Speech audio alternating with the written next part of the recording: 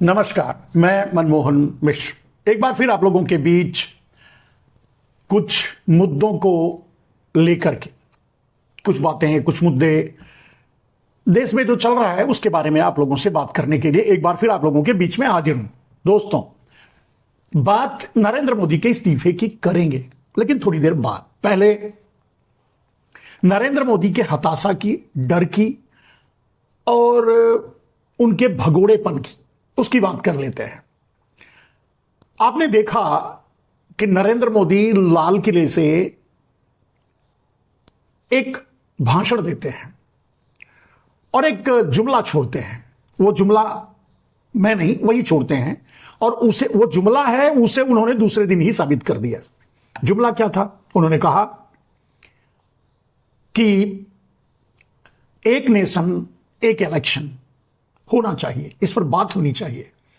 पहले तो वैसे कह देते थे कि अब होगा ही होगा, लेकिन अब थोड़ा बात करने की बात कर लेते हैं, क्योंकि एनडीए सरकार है, मोदी सरकार नहीं है। ये इतना अंतर तो थोड़ा आया है उनकी भाषा में। अब रही बात कि उन्होंने कहा, और दूसरे दिन क्या हुआ कि चुनाव आयोग ने प्रेस कॉन्फ्रेंस करके चुनाव डिक्लेयर कर दिया। 4 राज्यों में चुनाव करवाने थे, लगभग एक साथ ही होता है, और सबका समय पूरा हो गया है। जम्मू एंड कश्मीर, इधर हरियाणा, महाराष्ट्र और झारखंड। बड़ी हिम्मत करके नरेंद्र मोदी, मतलब आप समझ सकते हैं, वो भी नरेंद्र मोदी चुनाव आयोग है, वो सिर्फ चुनाव आयोग तो है नहीं।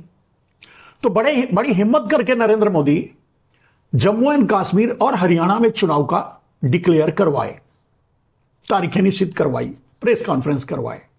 महाराष्ट्र में और झारखंड में चुनाव करवाने की हिम्मत नहीं कर पाए। कम से कम महाराष्ट्र, जो हमेशा हरियाणा के साथ चुनाव होता था, वो नहीं कर पाए, वो भी नहीं कर पाए।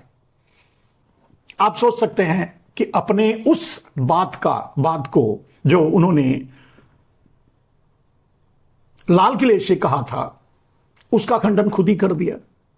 खैर, लाल किले से नरेंद्र मोदी ने कितना झूठ बोला, यह बताने की जरूरत नहीं है।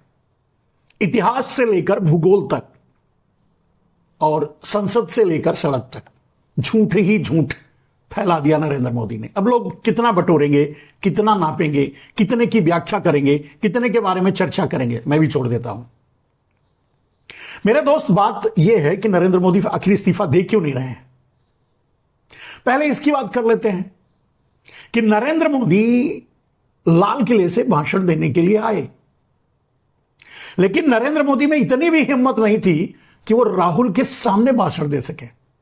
राहुल गांधी को चौथी लाइन में बिठाए, जिसकी बहुत ज्यादा चर्चा हो रही है। आप भी देख रहे हैं, आप भी सुन रहे हैं सोशल मीडिया पर। मीडिया तो अपने तरीके से, मतलब गोदी मीडिया, डाबर मीडिया, सुपारी मीडिया, वो तो अपने तरीके से पेश करेगी, उनको छोड़िए, लेकिन ये बहुत चर्चा का विषय बना। मेरे ख्याल से सोशल मीडिया में नरेंद्र मोदी के भाषण से, मतलब जुमलों से, जो लाल किले से उन्होंने छोड़ा, जो झूठ का पिटारा उन्होंने लाल किले से खोला, उससे कई गुना ज्यादा राहुल गांधी के मात्र एक छोटे से क्लिप को देख रहे हैं कि राहुल गांधी को चौथी लाइन में बिठाया गया। और इस बात की चर्चा हो रही है कि राहुल गांधी को चौथी लाइन में क्यों बिठाया गया। लोगों ने अलग अलग तरह के तर्क दिए, सरकार ने अलग तरह के बहाने बनाए, लेकिन सच क्या था? सच यह था कि पहली बात तो नरेंद्र मोदी को टेलीप्रॉम्प्टर नहीं मिला, वो अधूरे हो गए। दूसरी बात क्या थी कि राहुल गांधी अगर पहली लाइन में बैठे होते तो शायद नरेंद्र मोदी भाषण ही नहीं देते, जय हिंद और जनगण मन अधिनायक करके चले जाते, मतलब भाषण शुरू ही नहीं करते, भाषण देते ही नहीं। भाषण दिए इसलिए क्योंकि राहुल गांधी चौथी लाइन में बैठे थे।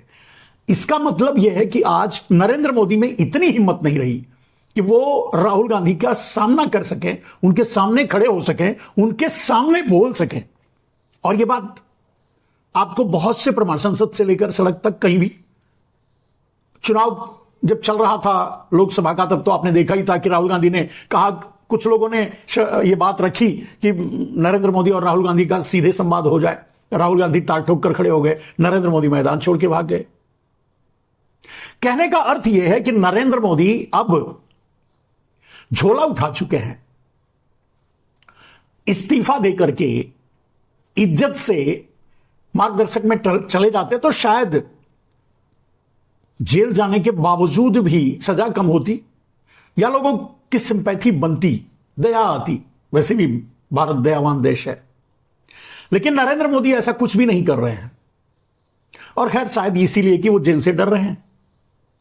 बात यहां ये नहीं है। कुछ लोग हमसे ये पूछ रहे हैं कि आपने तो कहा कि वो इस्तीफा दे देंगे 15 अगस्त के बाद। अरे भैया, मैंने नहीं कहा, नरेंद्र मोदी ने कहा था कि मैं इस्तीफा दे दूंगा, और वो आरएसएस से कहा था। अब मैंने उस समय भी यही कह रहा था कि आदमी धोखेबाज है, अपनी बात पर कभी नहीं अड़ेगा, जो बोलेगा वो कभी नहीं करेगा। नहीं किया। अब गलती उसकी है, वो नहीं कर रहा है, धोखा वो दे रहा है, अपनी बात से वो टल रहा है। मैं तो वही बात आप तक पहुंचाई थी, आपको बताया था कि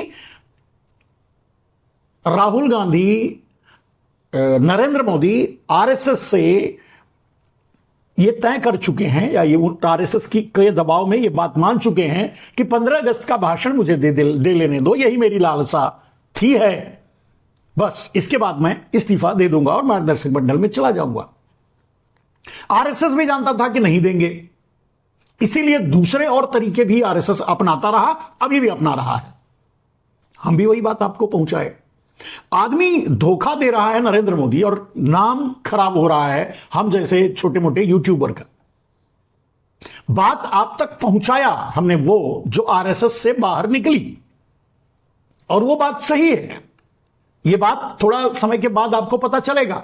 इस समय, और आपने नोट किया होगा, नरेंद्र मोदी लाल किले से भी आरएसएस को ही निशाना बना रहे थे, अपनी भारतीय जनता पार्टी को ही निशाना बना रहे थे। तो जो महायुद्ध चल रहा है महामानव और आदि मानवों के बीच में, यानी आरएसएस और नरेंद्र मोदी, या गुजरात लॉबी और नरेंद्र मोदी के बीच में जो महायुद्ध चल रहा है, उसका प्रमाण तो नरेंद्र मोदी खुद ही संसद लाल किले से दे रहे थे, बोल बोल के। लेकिन धोखा किया उन्होंने, इस्तीफा नहीं दिया। 15 अगस्त को शाम तक इस्तीफा देना चाहिए था, नहीं दिया। धोखा उन्होंने मुझे नहीं दिया, धोखा उन्होंने आरएसएस को दिया। आरएसएस भी जंग लड़ने के लिए कमर कस चुकी है। भारतीय जनता पार्टी और आरएसएस अब नरेंद्र मोदी से चुनाव प्रचार तक नहीं करवाएगी, और कहेंगे, और बहाना यह होगा क्योंकि पता है कि वो हरियाणा हारेंगे। जम्मू कश्मीर में तो वो संसदीय चुनाव ही नहीं लड़े थे, तो कहां जीतने का कोई उम्मीद या चुनाव लड़ने की उनकी कोई उम्मीद तो है नहीं। तो छोटा मोटा चुनाव बोल करके नरेंद्र मोदी चुनाव प्रचार नहीं करेंगे। लेकिन सच यह है कि भारतीय जनता पार्टी और आरएसएस उनसे चुनाव प्रचार करवाएगी ही नहीं। नरेंद्र मोदी चुनाव प्रचार इसलिए नहीं करेंगे क्योंकि हार का ठीकरा किसी और पर बजेगा। हारना तो है, हरियाणा में किसी कीमत पर वो जीत नहीं सकते, जम्मू कश्मीर की तो बात छोड़ दीजिए। फिर कहने का अर्थ यह है कि अब अगर आरएसएस और भारतीय जनता पार्टी उनसे चुनाव प्रचार नहीं करवाएगी तो उनको भी बहाना चाहिए अपनी इज्जत बचाने का। तो कहेंगे छोटा मोटा चुनाव है, इसके लिए हम नहीं चुनाव प्रचार करेंगे, कार्यकर्ता देख लेंगे। पता है कि हारेंगे, हारेंगे तो जो कार्यकर्ता सामने करेंगे जिसको, वो जिम्मेदारी लेगा। वैसे भी जीतते हैं तो नरेंद्र मोदी और हारता है तो भारतीय जनता पार्टी। ये होता रहा है, वो होता आया है। लेकिन धोखा उन्होंने आरएसएस को दिया, इस्तीफा नहीं दिया। हम जैसे को भी अपनी बात वापस लेनी पड़ती है, शर्मिंदा होना पड़ता है। क्या करें? एक धोखेबाज के बारे में प्रेडिक्ट करना, एक मतलब जो अपनी बात का नहीं, फिर उसके बारे में क्या कहा जा सकता है? जो झूठ और जुमले की मशीन है, सर से पांव तक झूठा है, उसके बारे में क्या कहा जा सकता है? किया नहीं किया, नहीं किया, बहाने 17 हैं। लेकिन बात यहां यह है कि इन सारे धोखे धमाड़ी जो भी कर रहे हैं नरेंद्र मोदी, इसके अलावा भी नरेंद्र मोदी की खुद की हिम्मत छूटती जा रही है राहुल गांधी के सामने कोई बैठने, खड़े होने, बोलने या कोई चुनाव लड़ने। महाराष्ट्र का चुनाव इसीलिए उन्होंने पीछे करवा दिया, एक बहुत बड़ी सोची समझी बुद्धिमानी के तहत। लेकिन चौथी फेल बुद्धिमानी क्या करेगा? हरियाणा में हारने के बाद, जम्मू कश्मीर का तो मतलब ही नहीं है, हरियाणा में हारने के बाद उसका असर तो महाराष्ट्र और झारखंड पर और पड़ेगा। यहां जिस बुद्धि का परिचय दिया है नरेंद्र मोदी ने कि चलो पहले ये करवा लेते हैं, फिर उसमें आराम से वहां चुनाव प्रचार करेंगे, खरीद फरोख्त करेंगे, लूटपाट करेंगे, डकैती डालेंगे वोटों की, ठीक है, वो तो कर ही सकते हैं, उसको कौन रोक लेगा। वोटों की डकैती तो कर ही सकते हैं। फिलहाल हरियाणा हार रहे हैं, महाराष्ट्र भी हारेंगे। उनका यह ख्याल है कि हरियाणा के बाद अगर थोड़ा सा बाद महाराष्ट्र और झारखंड का चुनाव होगा तो उसमें कुछ जीतने की उम्मीद लगा सकते हैं, लेकिन सवाल ही नहीं उठता। नरेंद्र मोदी अपने गांव में पंचायत का चुनाव नहीं जीत सकते, प्रधान ग्राम प्रधान होता है ना, उसका चुनाव नहीं जीत सकते। वो बाकी चुनाव क्या जीतेंगे? बेईमानी कर लें, लूट लें वोट को, खरीद लें, डरा दें अधिकारी को, अपने पक्ष में साइन करवा लें, क्या किया जा सकता है। और यही तैयारी चल रही है, आप देख रहे होंगे सोशल मीडिया से बातें आ रही हैं कि अपने मन का डीएम रखा जा रहा है, बदले जा रहे हैं आदमी, सब कुछ अपने माफिक तय किया जा रहा है। चुनाव आयोग वैसे भी मतलब आप जानते हैं चुनाव आयोग की क्या दशा है। वो तो ब्याहता नहीं, वो रखेल बन चुका है। जिस तरह से चाह रहे हैं मोदी, घसीट रहे हैं। ब्याहता होता मतलब ब्याहता होती तो थोड़ा डांट डपट भी लगाती, थोड़ा अधिकार भी लगाती। रखेल है, कुछ कर भी नहीं पा रही है चुनाव आयोग, चुपचाप जो कह रहे हैं वो कर रही है, बोल भी नहीं पा रही है, लिव इन रिलेशन में है। खैर छोड़िए उस बात को। चुनाव आयोग जो कर रहा है, चुनाव आयोग ही नहीं है वो तो नरेंद्र मोदी चुनाव आयोग, मोदी आयोग समझ लो। लेकिन जुमला, अपने ही बातों को जुमला साबित करके नरेंद्र मोदी ने अपने बातों की क्रेडिबिलिटी का सत्यानाश कर दिया। यह एक अलग इशू है, लेकिन यह भी सच है कि किसी भी कीमत पे अब नरेंद्र मोदी कोई चुनाव नहीं जीत सकते। और राहुल गांधी को चौथी लाइन में बिठाने का एकमात्र एक कारण था कि नरेंद्र मोदी राहुल गांधी का सामना करने की हिम्मत नहीं रखते। चौथी लाइन में बैठने के बाद नरेंद्र मोदी इतने नर्वस थे कि न जाने कितने झूठ बोल गए। सबके सब झूठ बोल गए, झूठ में भी झूठ बोल गए। झूठ तो बोलते ही हैं, झूठ में भी झूठ। झारखंड के एक क्रांतिकारी के नाम पर झूठ बोल गए, उसे 100 साल आगे पीछे कर दिया उसकी पैदाइश को ही। खैर ऐसे आदमी पर क्या कहा जा सकता है मेरे दोस्त, जो झूठ ही बोलता हो। झूठ आदमी कहां तक याद रखेगा जब खुद का अपना ज्ञान ना हो, पढ़ा लिखा ना हो, तो लिखी हुई बातें, कही हुई बातें जो जैसा चाहेगा वैसा मोड़ देगा। नरेंद्र मोदी के भविष्य से भारतीय जनता पार्टी खुद खेल रही है। उनके अब जो उनके भाषण राइटर हैं, जो वक्तव्य को लिखते हैं, वो सब नरेंद्र मोदी के साथ खेल रहे हैं, वरना इतना बड़ा ब्लंडर नहीं करते। और चाहे जितनी भी छीछा लेदर नरेंद्र मोदी की कर लो, नरेंद्र मोदी उस पर सफाई नहीं देंगे कि भाई गलती से निकल गया। वो ऐसे ही हैं, वो तो लड़की पढ़ाओ लड़की बचाओ, लड़की बचाओ लड़की पढ़ाओ की जगह लड़की बचाओ लड़की पटाओ का नारा दे चुके हैं, और एक बार भी उसका खंडन नहीं किया। ठीक है, ये तो स्लिप ऑफ टंग है, बात सही है, लेकिन सामने वाले को भी तो पता चलना चाहिए। देश को पता चल गया ये स्लिप ऑफ टंग है, नरेंद्र मोदी को पता नहीं चला, लास्ट तक अभी तक पता नहीं चला। चलिए, लाल किले से नरेंद्र मोदी सबका सब झूठ बोले, झूठ में भी झूठ बोले, लेकिन क्या उनको पता नहीं चला कि वो क्या बोल के आ गए? लेकिन उसका कोई खंडन नहीं ना, उस पर कोई सफाई नहीं ना।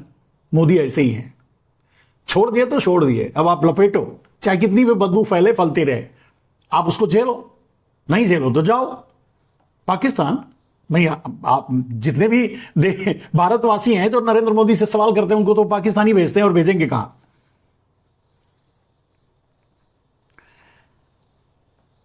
तो कहने का मतलब, जो 4 राज्य का चुनाव एक साथ नहीं करवा सकता अपनी सत्ता में, अपने राज्य में, अपनी अमृत काल में, वो एक नेशन एक इलेक्शन की बात करता है।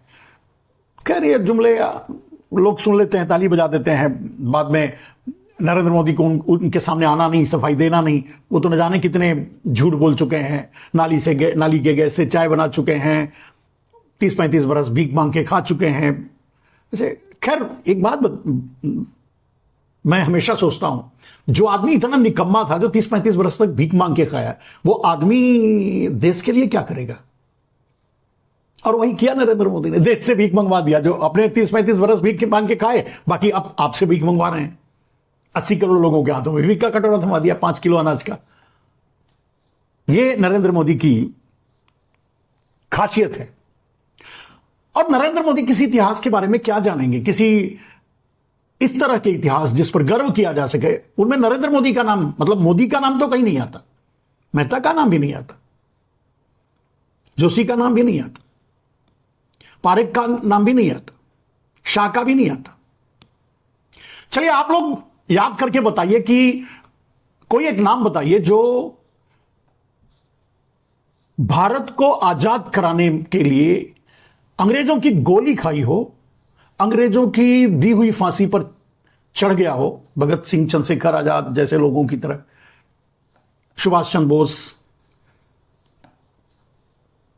ऐसे लोगों की तरह कोई एक नाम बताइए, मोदी, शाह, पारेख, मेहता वगैरह वगैरह वगैरह, इनके भाई बंद, कोई एक नाम बताइए। मैं ढूंढ चुका, मुझे इतिहास में नहीं मिला। आपको मिला हो तो बताइए। 2 नाम मिलता है ले दे करके, पटेल और गांधी का।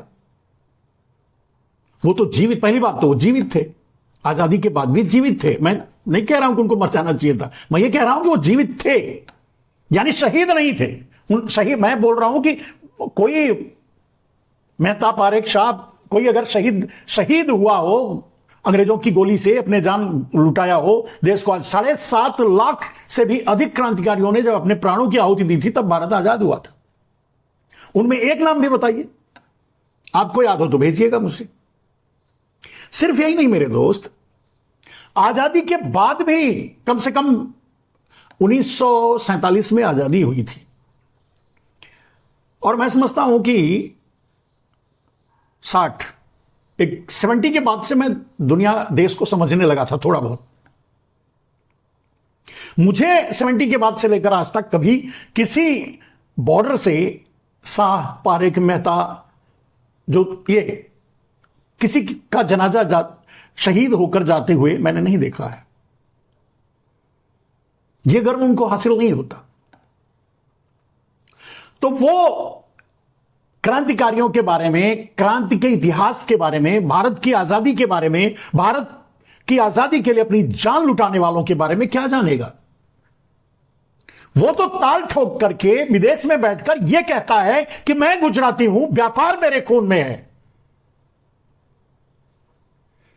हम और आप जैसे बुद्धिहीन लोग हैं, मैं अपने आप को ही कह रहा हूं, आपको नहीं कर रहा हूं, आप बुद्धिमान हैं।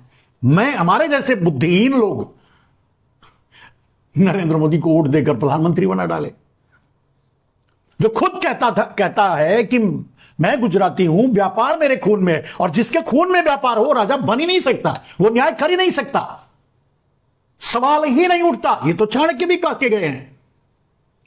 यहां दावा किया जाता है कि हर घर में कोई ना कोई चाणक्य है, और किसी को यह समझ में नहीं आया चाणक्य की बात कि व्यापारी कभी राजा नहीं हो सकता, वो अपनी प्रजा के निशांत न्याय नहीं कर सकता। जिस देश का राजा व्यापारी हो उस देश की प्रजा भिखारी ही रहेगी, वही है।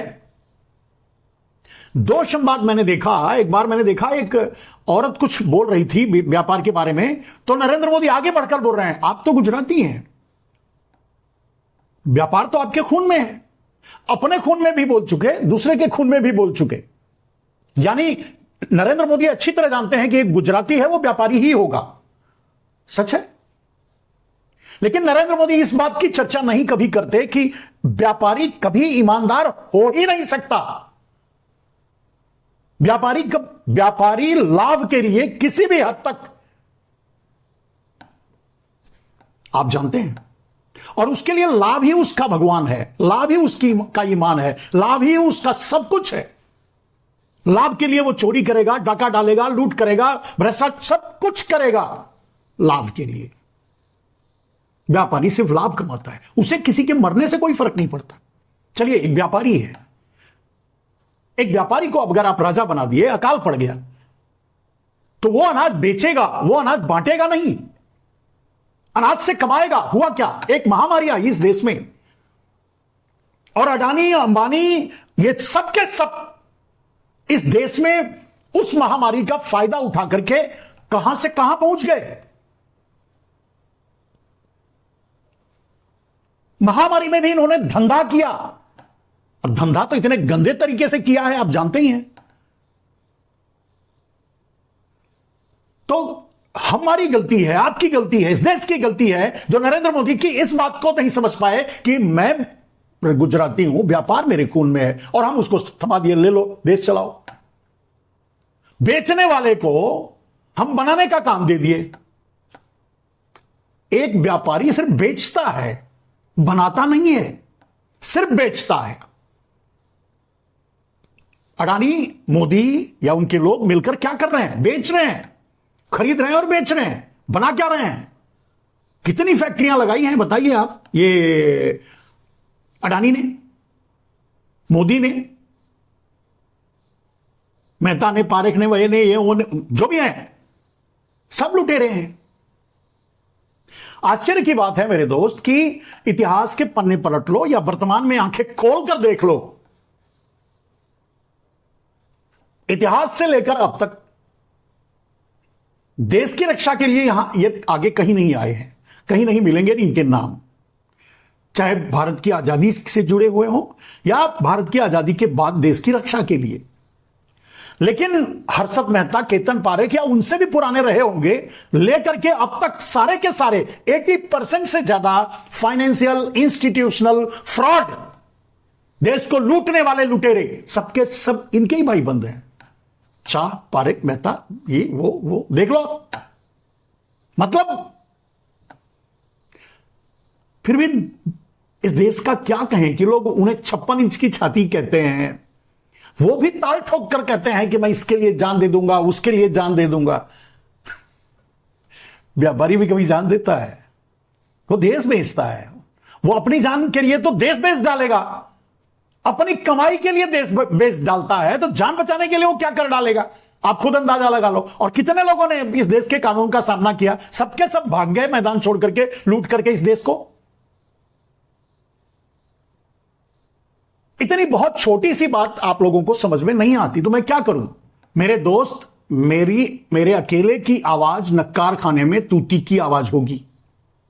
पूरे देश से मैं आह्वान कर रहा हूं, मिलकर सामने आओ, बाहर निकलो, सोशल मीडिया पे जहां भी एक नारा लगाओ, मोदी इस्तीफा दो। कितना डाका डालोगे? कितना देश को लूटोगे तुम और तुम्हारा अडानी मिलकर के? बोलो यार, बोलो, कम से कम बोल तो सकते हो ना। हम और आप, राहुल गांधी थोड़ी हमारी सदस्यता चली जाएगी संसद से, हमें घर से निकाल दिया जाएगा, क्या कर लेगा? खैर, बस मैं यही कहता हूं मेरे दोस्त कि जो बातें आप तक मैं पहुंचाता हूं नरेंद्र मोदी से लेकर के, वो उनके ही लोगों द्वारा बाहर लाई जाती हैं जिसे आप तक मैं पहुंचाता हूं। और आज की स्थिति क्या है अगर यह देखा जाए? नरेंद्र मोदी से भारतीय जनता पार्टी और आरएसएस चुनाव प्रचार करवाने के लिए तैयार नहीं है। एक दिन भी नरेंद्र मोदी को बर्दाश्त करने के लिए भारतीय जनता पार्टी और आरएसएस तैयार नहीं है। लेकिन साजिश करके, षड्यंत्र करके, झूठ बोल के, मक्कारी करके फिर भी कुर्सी पर बना हुआ आदमी, कुर्सी पर इसलिए बना हुआ है क्योंकि जैसे ही कुर्सी से उतरेगा जेल जाना पड़ेगा। जब तक कुर्सी की टांग पकड़ के लटके हैं तब तक तिहाड़ के से बचे हैं। लेकिन सवाल यह है कि भाई, एक गलत आदमी को गलत तो कहो, उससे यह तो कहो कि भैया पनौती अपनी छोड़ यार, देश को तो जीने दे। हर रोज ट्रेन हादसे, रेल पटरी से उतर रही है, पूरे देश को पटरी से उतारने पर उतारू हैं। अब जरा कल्पना करके देखिए मेरे दोस्त, नरेंद्र मोदी अगर कल देश छोड़कर भाग गए तो क्या होगा? ऐसा नहीं होना चाहिए। और हम और आप प्रार्थना करें ईश्वर से कि ऐसा ना हो। लेकिन यह तो आपको मान के चलो कि इस देश के कानून का सामना करने की हिम्मत मोदी में नहीं है। जो एक नेता का सामना नहीं कर पाता वो कानून का सामना करेगा तो क्या करेगा? वही भागेगा। तब भारत की क्या दशा होगी? इसकी तैयारी भारत को करनी चाहिए। इसके लिए भारत को तैयार रहना चाहिए और यह दबाव पूरे देश को बाहर निकल करके बनाना चाहिए कि भाई मोदी जी अब छोड़ दो, बख्श दो इस भारत को, कितना लूटोगे।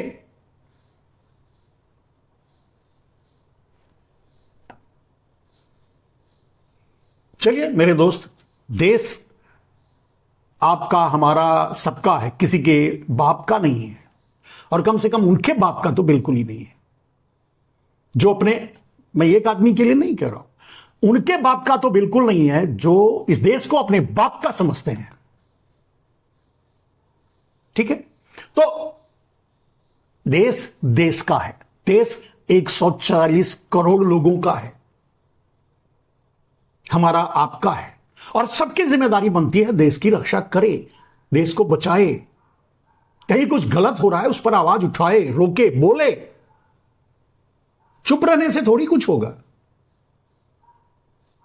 नरेंद्र मोदी आज अपने आप को सही भी साबित नहीं कर सकते कि वो जो उन्होंने किया वो सही है, और नहीं बोलते। अपनी हर गलती, किसी भी गलती पर नरेंद्र मोदी कभी नोटबंदी की बात करते हैं, कभी जीएसटी की बात करते हैं, कभी काले धन की बात करते हैं, कभी देश के विकास की बात करते हैं, कभी किसानों के आय की बात करते हैं। बोलिए, 750 किसानों की जान लेने के लिए वो किसान बिल लाए, लेकिन क्या किसान बिल की बात करते हैं? या उसके अपने कुकर्म पर शर्मिंदा हैं?